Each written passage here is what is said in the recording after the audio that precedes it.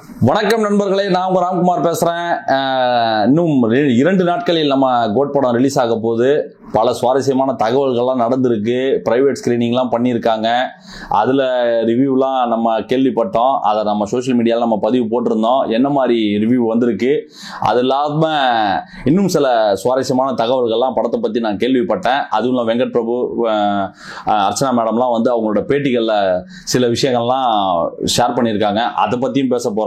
அதே மாதிரி நம்மளோட கேமராமேன் வந்து ஒரு சில கேள்விகள் வச்சிருக்காராம். அதை நம்ம கிட்ட கேட்கணும்னு ஆசைப்படுறாரு. அவர் வேற முன்னாள் தல ரசிகர். என்ன மாதிரி கேள்விகளை கேட்க போறாருன்னு தெரியல. ஜஸ்ட் ஒரு ஃபன்னா ஒரு உரையாடல் மாதிரி வீடியோ கொண்டு போலான்னு பிளான் பண்ணியிருக்கேன். வாங்க வீடியோக்குள்ள போலாம்.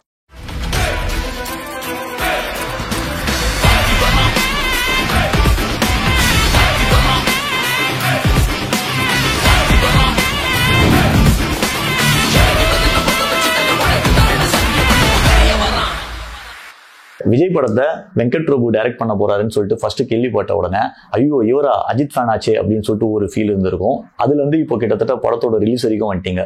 எப்படி ஃபீல் ஆகுது? எந்த அளவுக்கு கான்ஃபிடென்ட்ல இருக்கீங்களா? இப்போ நாங்க கான்ஃபிடென்ட்டா இருக்கோமோ இல்லையோ, வெங்கட் பிரபு அவர்கள் வந்து ரொம்ப தெளிவா கான்ஃபிடென்ட்டா தான் இருக்காரு அவரு. ஏன்னா ஒரு அஜித் ஃபேன் விஜய் ஃபேன்ன்றதெல்லாம் வந்து சோசியல் மீடியால சண்டை போட்டுக்கிறதுக்குலாம் யூஸ் ஆகுமே தவிர, அவருக்கு வந்து தொழில்.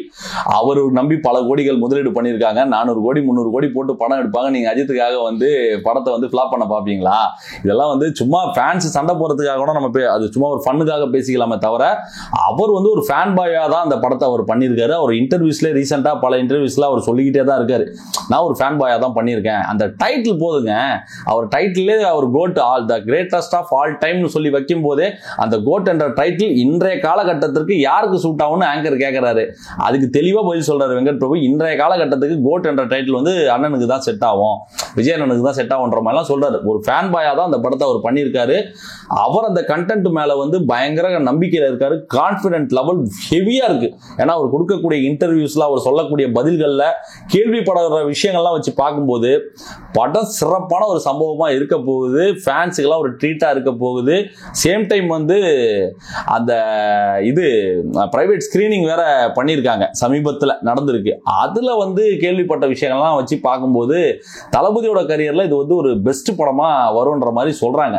வெங்கட் பிரபு வந்து அதை பெஸ்டா பண்ணியிருக்காருன்றத அவரோட பேட்டிகள் மூலியமாவே நமக்கு தெரிய வருது. அவர் ரொம்ப ஜாலியா இருக்காரு. இந்த 3 hours கான்செப்ட் இதுக்குள்ளலாம் அவர் போகல. அவர் ரொம்ப ஜாலியா இருக்காரு.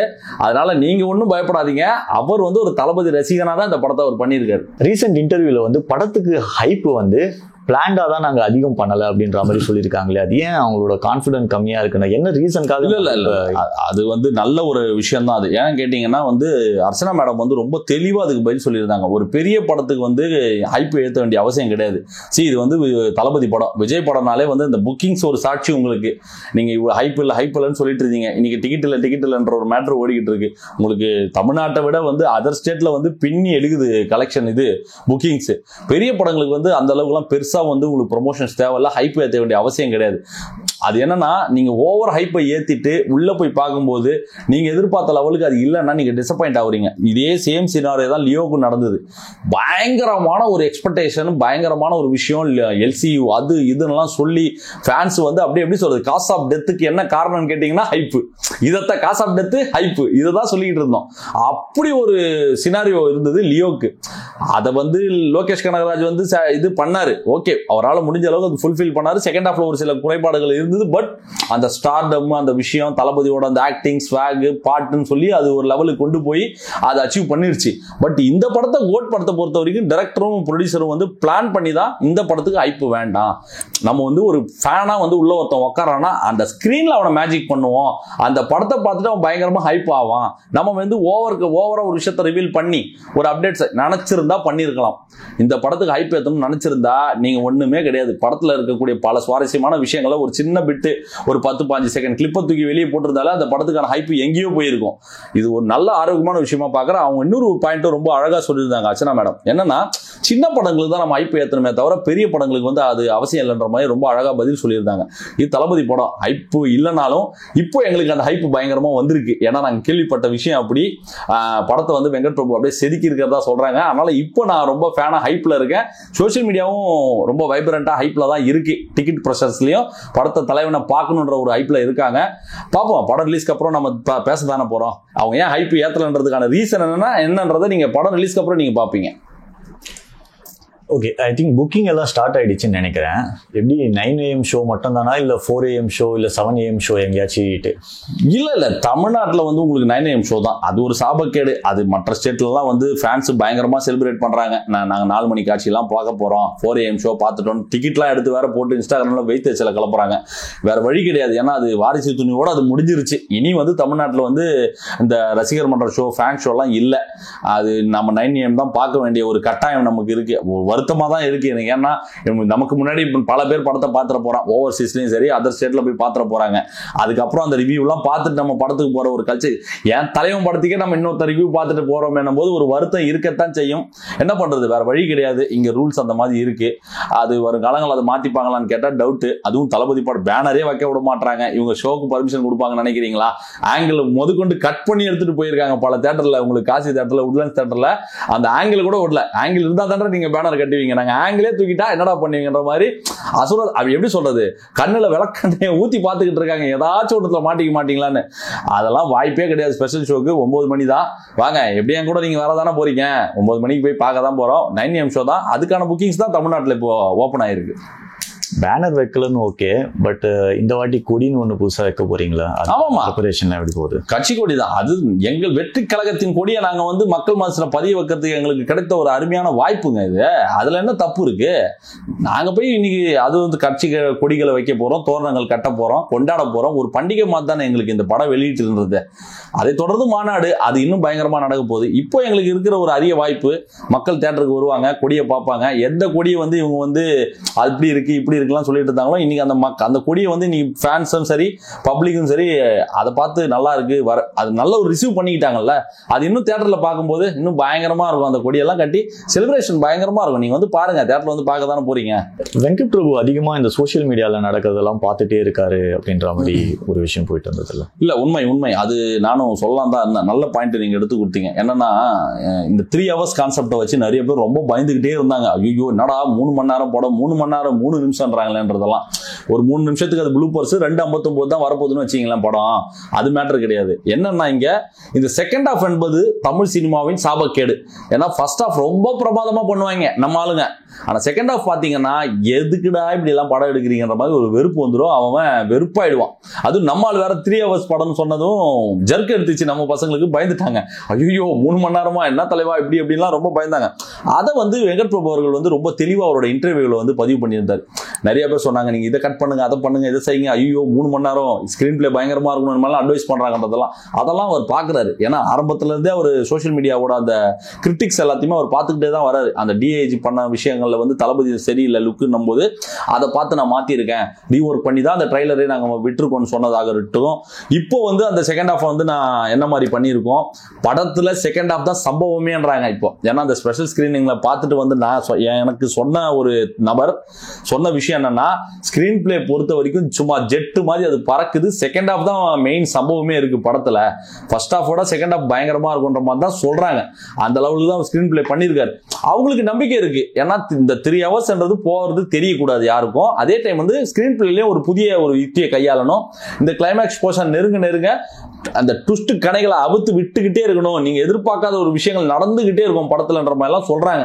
இப்போ வைபவ் ஒரு பேட்டியில சொல்லியிருக்காரு, நீங்க ப்ளூபர்ஸ் எல்லாம் முடிஞ்சிட்டு கிளம்பும் போது அங்க ஒரு ட்விஸ்ட் வச்சிருக்காருன்றாரு.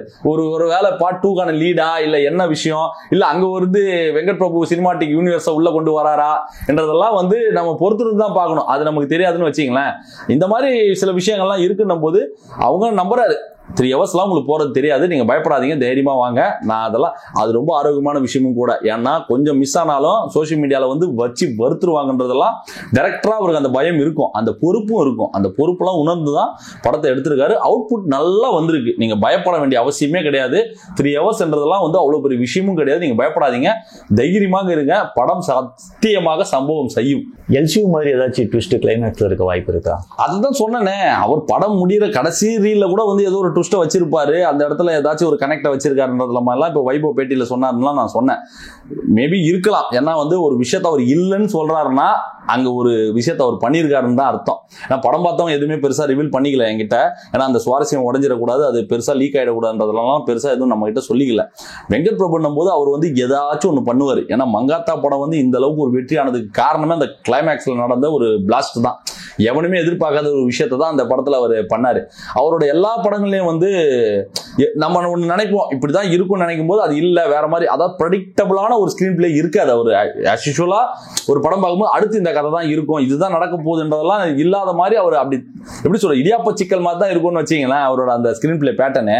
இதுல இன்னும் பயங்கரமா பண்ணியிருக்கன்ற மாதிரிலாம் சொல்றாரு.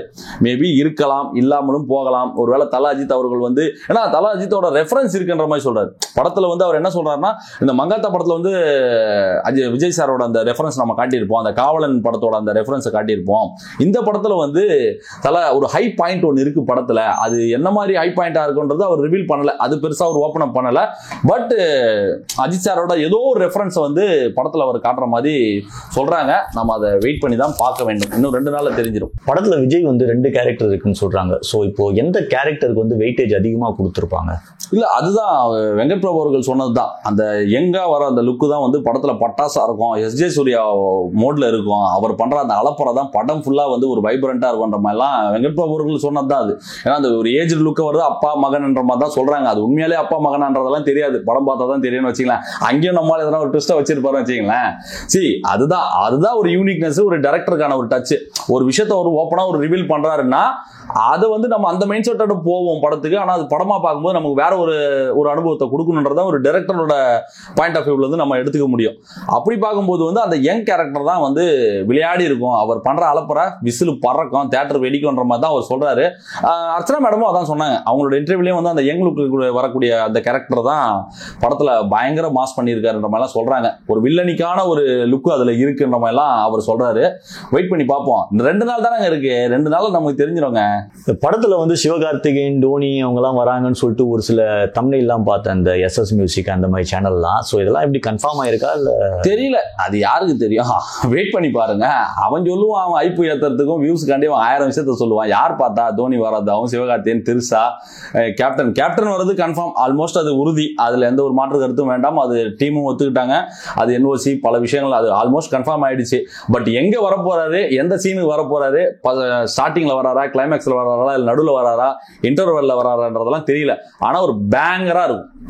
கேப்டன் அவர்கள் ஸ்கிரீன்ல வரப்போற அந்த ஒரு விஷயம் வந்து உங்களுக்கு வந்து கூஸ்பம்ப் அல்ட்ரா லோடட்ல இருக்கும். நீங்க பாருங்க, வேற லெவல்ல அது பண்ணியிருக்காரு வெங்கட் பிரபு. அது மட்டும் என்னால உறுதியா சொல்ல முடியும். அவர் வர, ஏன்னா அவரோட ரசிகர்கள் எல்லாம் வந்து காத்துக்கிட்டு இருக்காங்க. ஏன்னா திரும்ப விஜயகாந்த் ஸ்கிரீன்ல பார்த்துடவே முடியாத ஒரு உணர்வுபூர்வமான ஒரு விஷயம் அது. கேப்டன் அவர்கள் வராருன்றதே, அவர் வர சீன் வந்து உங்களுக்கு தியேட்டரே வெடிக்கும். ஆனா அந்த மாதிரி தான் பார்த்து தான் பண்ணியிருக்காரு வெங்கட் பிரபு. அது என்னால உறுதியா சொல்ல முடியும். மற்ற கேரக்டர்ஸ் எல்லாம் வந்து சஸ்பென்ஸ், அது படம் பார்த்து தெரிஞ்சுங்க. ஸோ ஏஜென்ட் விக்ரம் மாதிரி இருக்கும்ன்றீங்க? ஏஜென்ட் டீனாவாகுது, ஏஜென்ட் விக்ரம் ஆகுது, யாருக்கு தெரியும் அதெல்லாம். Okay, right. அவ்வளவுதான் கைஸ். இன்னைக்கு நடந்த விஷயங்கள், பல தகவல்கள்லாம் நம்ம பார்த்துக்கிட்டு இருக்கோம். ஸ்பெஷல் ஸ்கிரீனிங் நடந்த விஷயம், இன்டர்வியூஸ்லாம் ஆல்மோஸ்ட் எல்லாம் கொடுத்து முடிச்சாச்சு. இருக்கிற சின்ன சேனல்ல இருந்து பெரிய சேனல் வரைக்கும் ப்ரொடியூசரும் டைரக்டரும் படத்தோட டெக்னீஷியன்ஸ் எல்லாம் வந்து படத்துக்கு என்ன மாதிரி புஷ்ஷை கொடுக்கணும், என்ன விஷயங்களை கொடுக்கணும், என்ன விஷயங்களை கொடுக்க கூடாதுன்றதெல்லாம் வந்து கவனமா பார்த்து எல்லாத்தையும் கொடுத்துட்டாங்க. நிறைய அனுபவங்கள் நமக்கு இந்த இன்டர்வியூஸ் மூலியமா கிடைச்சிருக்கு. நிறைய விஷயங்கள் நம்ம தெரிஞ்சுக்கிட்டோம். இன்னும் நமக்கு தெரியாத பல விஷயங்கள் வந்து படத்துல சர்ப்ரைஸா வெங்கட் பிரபு வச்சிருக்காருன்றதையும் அவரே சொல்லிட்டாரு. இப்போ நமக்கு இன்னும் 2 நாள்ல நம்ம தலைவனோட தரிசனம் தியேட்டர்ல நம்ம பார்க்க போறோம். போய் பாருங்க. First day first show. ஏதாச்சும் சர்ப்ரைஸான விஷயங்கள் எதனா இருந்தால், ட்விஸ்ட் அண்ட் டர்ன்ஸ் எல்லாம் எதனா இருந்ததுன்னா அதை நீங்க ரிவீல் பண்ணிடாதீங்க. ஏன்னா படம் பார்க்காதவங்க நிறைய பேர் இங்க தமிழ்நாட்டில் நாங்க இருப்போம். நீங்க அதை நீங்க ரிவீல் பண்ணி சோஷியல் மீடியால போட்டு அந்த சஸ்பென்ஸை உடச்சி விட்டுறாதீங்க. பாருங்க, ஹெல்த்தியா எல்லாரும் செலிப்ரேட் பண்ணுங்க. தளபதியோட படம் தமிழ்நாடே காத்திருக்கு. இன்னைக்கு இந்தியாவே வந்து எதிர்பார்த்து காத்துக்கிட்டு இருக்கிற ஒரு படம். அர்ச்சனா மேடம் தான் சொன்னாங்க, என்னன்னா பிகில் படத்தப்போ வந்து படத்தோட மொத்த பட்ஜெட்டே 200 கோடி, இன்னைக்கு வந்து தளபதியோட சம்பளமே 200 கோடி வித் ஜிஎஸ்டியோடன்ற மாதிரி எல்லாம் சொல்லும் போது நமக்கு ஒரு பெருமையான ஒரு தருணம். அது ஒரு தளபதி ரசிகனா அவருக்கான அந்த growth, அவருக்கான அந்த வளர்ச்சின்றது ஒரு எப்படி சொல்றது, ஒரு அசுரத்தனமான ஒரு வளர்ச்சி. டாப்ல இருக்காரு மனுஷன். அதை தூக்கி போட்டு நீங்க அரசியல் வராருன்னும் போது அவர் நோக்கம் கையெடுத்து கும்பலாம் தலைவனை. அந்த ஒரு விஷயத்தை விட்டுட்டு வராருன்னும் போது அது நம்ம கொண்டாடணும், செலிப்ரேட் பண்ணணும். அது ப்ரொடியூசர் ஓப்பனாவே அது உறுதிப்படுத்தியிருக்காங்க. 200 கோடி ரூபாய் சம்பளம் அவர் இன்னைக்கு நாங்க கொடுத்துருக்கோன்றதை வந்து அர்ச்சனா மேடம் சொல்லும் போது கர்வமா இருக்கு. ரைட்டு, எவ்வளவு விமர்சனங்கள், எவ்வளவு கிரிட்டிக்ஸ், எவ்வளவு அபியூசஸ் எல்லாம் பார்த்துட்டு இன்னைக்கு வந்து தமிழ் சினிமாவின் அசைக்க முடியாத முடிசூடா மன்னனாக இன்னைக்கு நம்ம தளபதி இருக்காருன்னும் போது அது ஒரு கர்வமா இருக்கு. 2 நாட்கள்ல நம்ம தளபதியை செலிப்ரேட் பண்ண போறோம். வெல்ஃபேர் ஆக்டிவிட்டிஸ் பண்ணுங்க, கொண்டாடுங்க நம்ம தளபதி. ஆனா 2 படம் தான் இருக்கு. இந்த படத்தை எவ்வளவு செலிப்ரேட் பண்ண முடியுமோ பண்ணுங்க. நான் கேரண்டியா சொல்றேன், படம் வந்து ஒரு இண்டஸ்ட்ரி லோடிங், அதை என்னால உறுதியா சொல்லிக்க முடியும். எல்லாரும் சேர்ந்து நம்ம கோட் படத்தை செலிப்ரேட் பண்ணி ஒரு மிகப்பெரிய வெற்றி படமா மாத்திட்டு அடுத்த இலக்கான மாநாட்டை நோக்கி நம்ம பயணிப்போம். மீண்டும் ஒரு வீடியோவோட உங்களை நான் வந்து கூடிய விரைவில் சந்திக்கிறேன். அதுவரை உங்களிடமிருந்து விடைபெறுவது உங்கள் ராம்குமார். நன்றி, வணக்கம்.